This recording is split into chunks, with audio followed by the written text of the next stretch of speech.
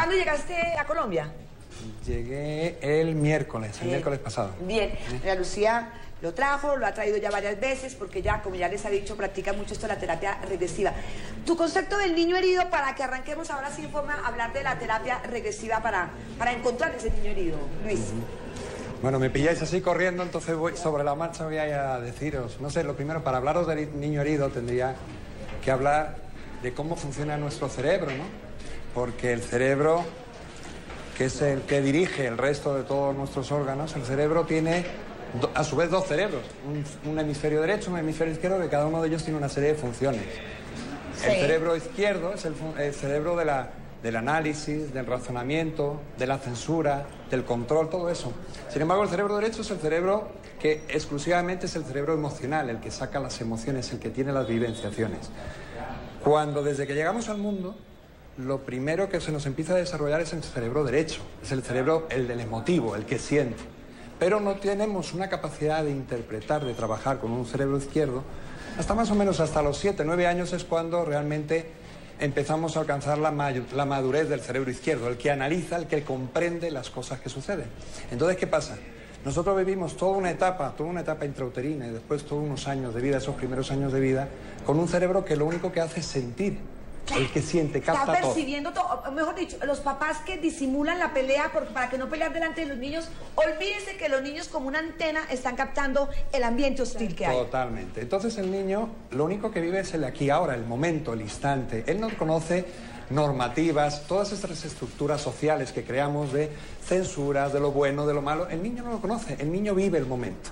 Entonces, como el niño vive el momento, cuando sufre una agresión en esos instantes, en ese periodo de todos esos años de vida, lo que hace el niño es crear una serie de, nosotros hablamos de patrones de supervivencia. Se bloquea, genera un daño y el niño hace algo para combatir ese daño. Busca una forma de actuar, un patrón para poder sobrevivir. El niño a lo mejor se bloquea y se queda con el daño dentro. Claro. Pero ese daño, ese bloqueo le permite a él poder seguir avanzando. Es como un mecanismo de defensa, hablábamos hace un rato, Luis. Así es. Pero un mecanismo de defensa que puede responder de alguna manera a las necesidades de cuando está niño, pero un mecanismo de defensa que cuando estamos grandes lo que hace es volvernos la vida cuadritos. Claro, pero fíjate que eso se produce a nivel inconsciente. El niño genera un modelo que le funciona en ese momento, sí. Se queda bloqueado, le funciona. Automáticamente somos animales de costumbre las personas. Claro, ¿no? Claro. Vamos desarrollando eso constantemente. El niño va repitiendo y cada vez va repitiendo su modelo y cuanto más va repitiendo son más capas, más corazas que te va creando.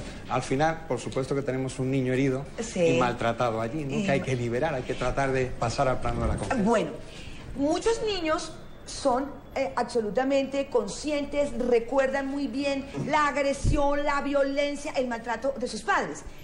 Para ellos también hay que aplicar la terapia regresiva, porque uno dice la terapia regresiva es para ir al subconsciente, eso que se niega y que hasta está olvidado. También para los que recuerdan, ¿aplica la terapia regresiva? Sí, pero que, mira, una cosa es el recuerdo, otra cosa es la vivencia. Perfecta, la diferencia es clara. El recuerdo viene camuflado, viene movido, movilizado. O sea, hay una serie de cosas que tú has ido cambiando a lo largo de la vida y tú puedes tener recuerdos, imagínate, de un padre que era maltratador, borracho y veías cómo pegaba a tu padre, pero no es lo mismo, te aseguro, recordar cómo tu padre vivía con tu madre a vivenciar otra vez y darte cuenta de la realidad de lo que sufrió aquel niño. Sí. Bueno, hace unos años se volvió famosísimo el señor Brian Weiss, que es un psiquiatra norteamericano, y entonces nos hablaban, que tú más o menos lo mencionabas, entonces no, es que yo en otra vida fui Cleopatra, en la otra fui un soldado nazi y demás. Esta terapia regresiva busca es, ¿para qué irnos a vidas pasadas si no nos acordamos de la que estamos viviendo? Es enfocada a recordar la vida presente olvidada. Mira, la terapia regresiva reconstructiva es un cambio de paradigma, lo primero, ¿no? Sí. Va mucho más allá de lo que es el propio concepto de la terapia como tal, de trabajar un conflicto que tiene uno. Sino, lo primero es una terapia que es una terapia preventiva, antes de que se genere un daño, poder trabajar en ello. O sea, si la gente en general conociese esto, te aseguro que la vida sería mucho mejor, mucho más sencilla para todos nosotros. El trabajar como el señor Weiss, como tú comentas, o otras personas que siguen una línea de terapia de vidas pasadas, nosotros siempre hablamos eso como supuestas vidas pasadas. Es un escenario más. Ajá. No lo descartamos, pero sencillamente un escenario. Ahora, lo que sí que está claro es que Si se ha producido un daño, tenemos que ir desde el presente hacia atrás lo más cercano posible. Lo más cercano en la vida nuestra, la infancia, trabajar la infancia. No se han sacado cosas, llegaremos a la etapa intrauterina y el nacimiento. Si a pesar de eso todavía no hemos encontrado, podríamos ir a eso que llamamos nosotros supuestas vidas pasadas, pero como un escenario más, sin entrar en creencias de si es, si no es, si es verdad que hubo una vida pasada o no. Lo importante, en cualquier caso, es que salen imágenes. Podría ser perfectamente una proyección del inconsciente colectivo, una proyección de tu vida actual, podría ser archivos acásicos. Hay infinidad de teorías que nos podrían decir la razón del porqué de esas imágenes. Lo que a nosotros nos interesa es sacar la emoción. La terapia regresiva es una terapia emocional. Vamos a destapar la emoción y lo importante es, haya sido Cleopatra, como tú decías o no, lo importante es cómo vives en el momento actual, porque tú vives hoy. No te puedes quedar, efectivamente, no te puedes quedar allí. Claro, pero es vivir, estar conectadas con el presente, pero es que el pasado, que es de lo que queremos hablar, es como un ancla que impide vivir con intensidad el presente, ¿no es cierto? Sí, es como una cadena que te... Todo el tiempo es devolviendo la película de la tragedia de mi vida y no puedes hacer ya nada porque está en el pasado, pero permanentemente en tu presente, en tu día a día estás con la película.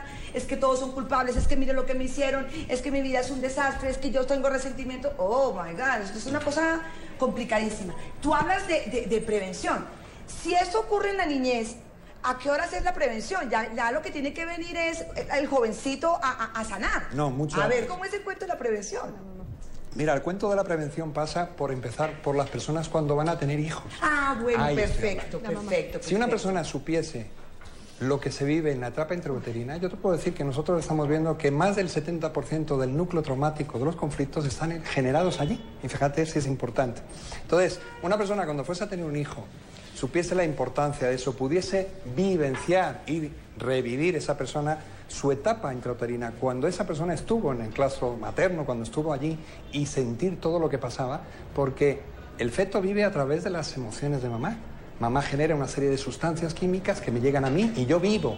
Claro. Soy una continuación de mamá y genero todo en función de mamá. El mundo se está creando en función de lo que mamá vive. O mucha serotonina o mucha adrenalina. O mucha adrenalina o adrenocortisol o todo lo que sea. Y demás. Exacto. A ver, pero no se puede aplicar una terapia regresiva con un niño, ¿no es cierto? Con los adultos. Hay unas limitaciones, hay una cosa indicadas para aplicar esta terapia. Sí, mira, la terapia regresiva reconstructiva es una terapia de adultos, para trabajar con personas adultas.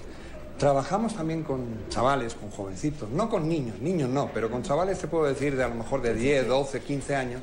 Sanar de una vez a los 15 lo que es. Intentamos sanar a los 50. Exacto, pero trabajando con ellos se trabaja exclusivamente a nivel simbólico. No podemos destapar la realidad de lo que sufrió. Un niño que tenga 10 años, imagínate, no podría nunca sacar a la luz directamente de darse cuenta de lo que estaba viviendo 3 o 4 años antes si fue sometido, imagínate, a una violación. Por ejemplo. Sería muy fuerte. Trabajamos con símbolos, con ellos, para ir desatando núcleos, ir desatando nudos y quizás unos años más tarde terminar de hacer la limpieza con ellos.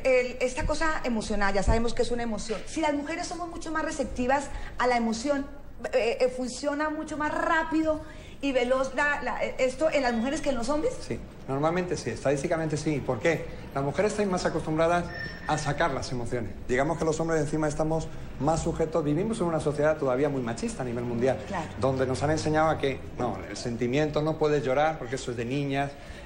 La debilidad. Una cosa que te bloquea, eres débil, la emoción igual a debilidad y entonces nos bloquea mucho más. El hombre tiene más, es más duro para entrar, pero sin embargo, cuando rompemos la pared, ahí aparece el ser humano en lo cual somos iguales hombres y mujeres. Es a través de la hipnosis, Luis, única y exclusivamente, porque hay gente que no responde a la hipnosis. Bueno, la hipnosis, lo que pasa, lo primero es aclarar qué es hipnosis. La gente normalmente cuando habla de la hipnosis piensa que es el tercer grado de hipnosis, la pérdida de conciencia. No, no hay una pérdida de conciencia. Lo que hacemos es entrar en un estado de una relajación profunda, pero la persona perfectamente es consciente de todo, recuerda absolutamente todo y si quiere en cualquier momento abre los ojos y está aquí. O sea, no se pierde nunca la conciencia. Lo único que hacemos es trabajar con un estado que nos permita que el cerebro emocional, el hemisferio derecho, se abra de par en par, que es el que tiene la información. La información la tenemos en una zona de nuestro cerebro que es la amígdala. Allí vamos a buscar, abrir la puerta de la amígdala y que salga esa información hacia afuera. Cuando sale la información del derecho se la vamos a pasar al izquierdo, que es el que es capaz de entender y estructurar lo que pasó. Ajá. Donde